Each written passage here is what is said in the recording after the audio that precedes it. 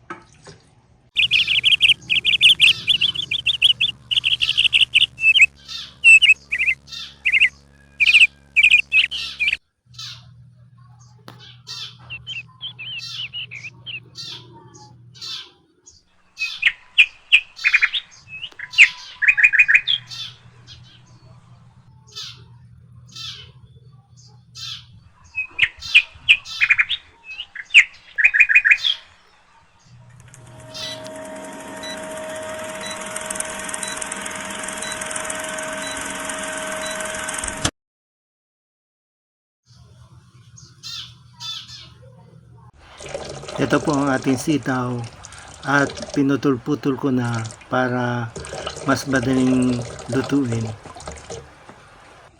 Nahugasan ko na rin po ito at idinidrain ko na lamang dito sa strainer. Ito naman po ang ating pechay na nahimay ko na rin, nahugasan na, at sa ngayon ay atin na lamang pong idinidrain para tumagas ang kanyang tubig.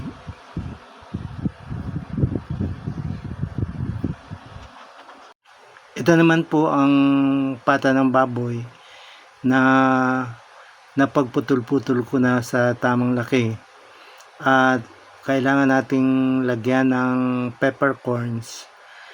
Pagkatapos ay atin na ding titimplahan ng patis para may lasa na kaagad ito pag ating isinigang.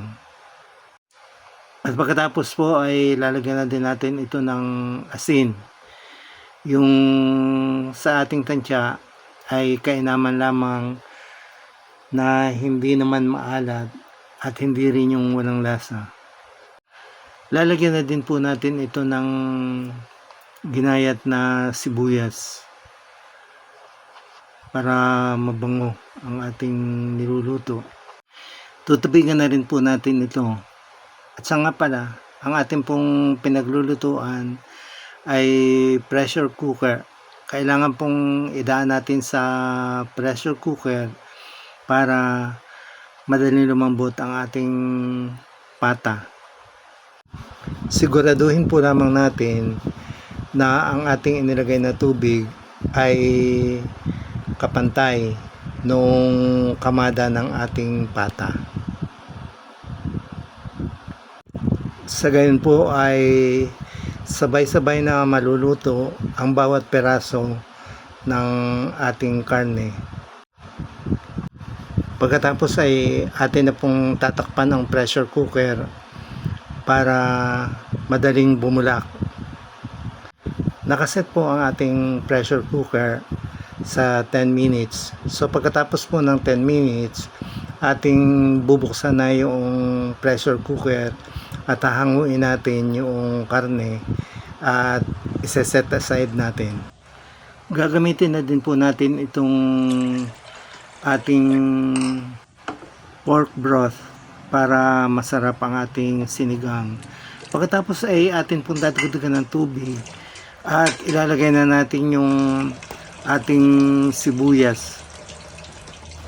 At siya, aantayin na lamang po nating bumulak itong ating pork broth na may sibuyas.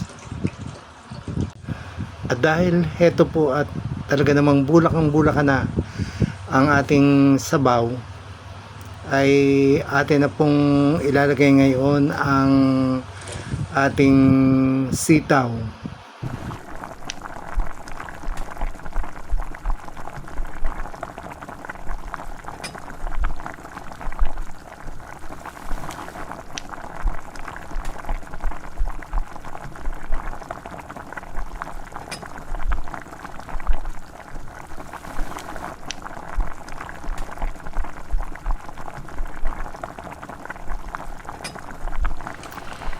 Lagyan po natin ng sinigang sa sampalok para napakasarap ng ating sinigang.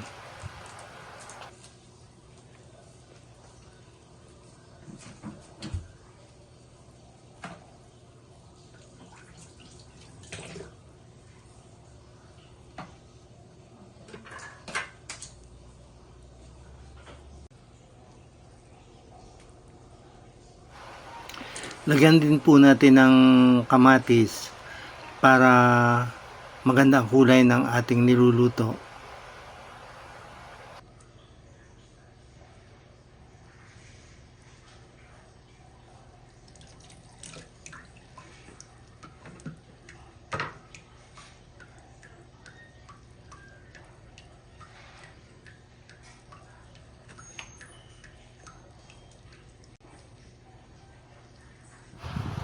At dahil kaganda po talaga ng bulakan ng ating sabaw, ay atin na po ngayong ilalagay ang ating hinalbosang pata ng baboy.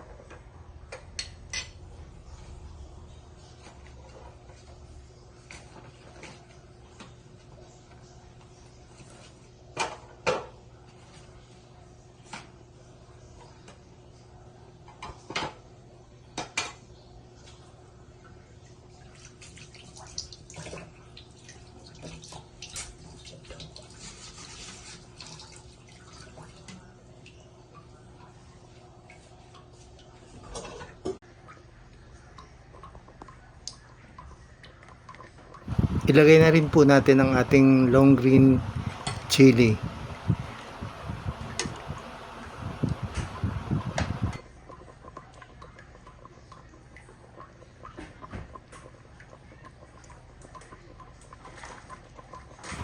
Sa parte pong ito ay ilalagay na natin ang ating dahon ng pechay.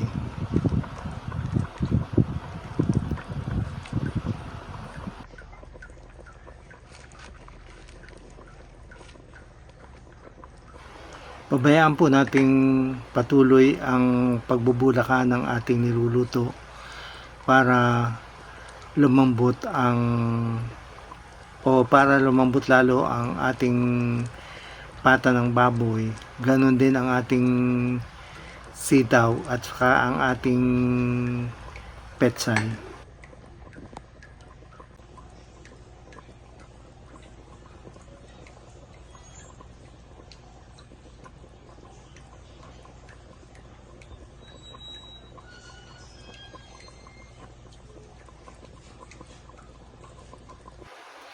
Sa wakas po ay naluto na rin ating sinigang na pata at pwede nang i-serve, lalo na at mainit na mainit pa ang sabaw.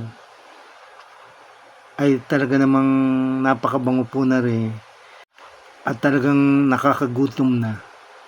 Sana po ay nagustuhan ninyo ang ating putahe ngayon at sana ay hindi kayo magsawang panonood dito sa aking channel. Maraming salamat po.